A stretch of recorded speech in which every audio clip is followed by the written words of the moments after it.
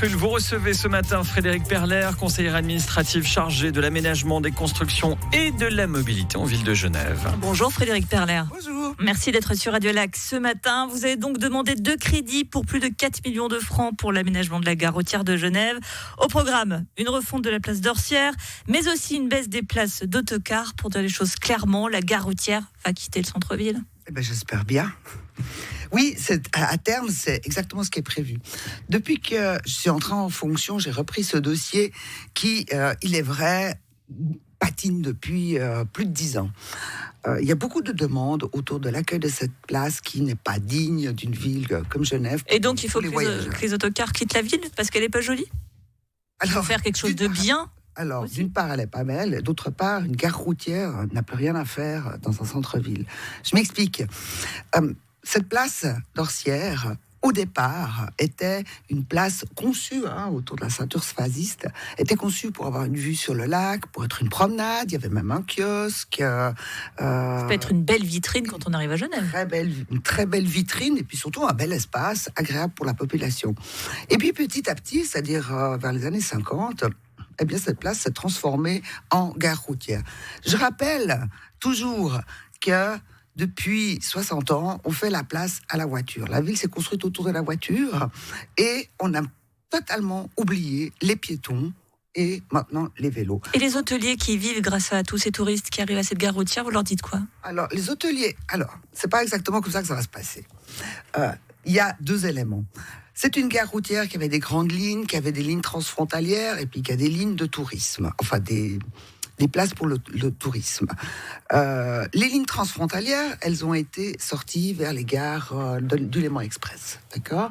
Maintenant, il s'agit de sortir les grandes lignes internationales et l'idée, c'était de les mettre du côté de l'aéroport, dans l'environnement de Palexpo.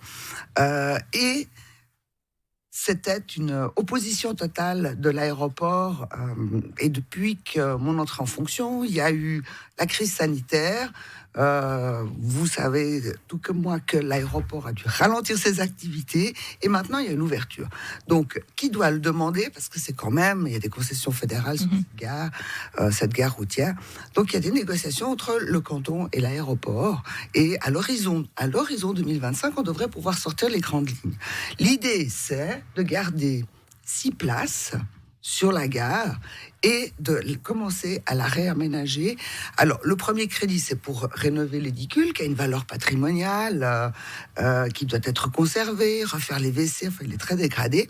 Et puis, l'autre crédit, comme vous l'avez très bien expliqué, c'est une demande de crédit d'études pour concevoir un espace public, mais pas seulement sur la place, mais aussi en tenant compte de l'environnement de cette place et avec le fait qu'on puisse aussi enlever des places de parking et végétaliser. Donc, c'est une vision à l'horizon de 2025 qu'on va demander pour cette étude.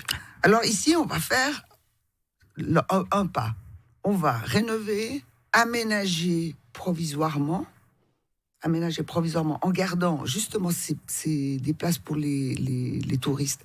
Mais vous avez raison, les hôtels, la majorité des hôtels organisent des visites avec des autocars et souvent se mettent sur la place d'Orsières. Et c'est à la ville de Genève d'entrer en discussion avec Genève Tourisme pour trouver un autre lieu pour les touristes qui sont dans les hôtels du centre-ville. Donc discussion ouverte pour la place d'Orsières, le quartier de la gare tout court qui va beaucoup changer avec un fameux plan localisé de quartier pour l'aménagement des grottes que vous avez présenté, un PLQ qui a déclenché la colère des habitants pour qui vous ne respectez pas ce plan directeur initial.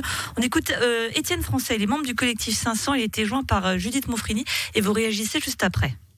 Le plan directeur de quartier, il tombe pas du ciel. L'idée, c'est vraiment de respecter, la typologie du quartier, de respecter ses ruelles, de respecter la diversité des petits immeubles. Au mieux, plusieurs petits immeubles avec plusieurs types d'habitations possibles, avec la diversité aussi des maîtres d'œuvre. Et là, en fait, le projet, il propose 2 gros blocs. C'est tout. qu'il faut aussi dire, c'est que le projet de Madame Perler prévoit une immense place qui serait en tout cas 1,5 fois plus grand que celle des grottes. C'est vraiment un quartier difficile à gérer. Si on fait des places comme ça, ce sera ingérable pour les habitants. C'est pour ça d'ailleurs que le PDQ prévoit plutôt des petites ruelles, plutôt des petites cours que les habitants peuvent s'approprier. Respecter la diversité du quartier, c'est ce que vous demande Étienne Français. Mais je n'ai pas dit autre chose. Vous respectez pas le fameux PLQ en tout cas. Ce monsieur parle, mais il n'y a pas de PLQ. Pour le moment, c'est à l'état de projet. On a un petit peu de temps devant nous et c'est pour ça que je tenais beaucoup à informer les habitants, ça a été dans le cadre d'une soirée publique, de ce qui pourrait être envisagé à cet endroit-là et que c'était à travailler. Il n'y a rien de précis, il n'y a rien de définitif et il n'y a aucun plan localisé de quartier, aucun PLQ qui a été présenté au conseil municipal pour le moment. Donc les fameux Donc, deux grands bâtiments. est totalement ouverte. Donc les fameux deux grands bâtiments, c'est pas forcément à l'ordre du jour. Vous êtes prêts à les retirer, c'est ce que vous voulez leur dire ? Mais bien sûr, tout est à discuter. C'était une information. Voilà comment. Enfin, c'est de dire aux habitants des grottes, il y a à cet endroit-là un peu de travail encore à effectuer, des rénovations.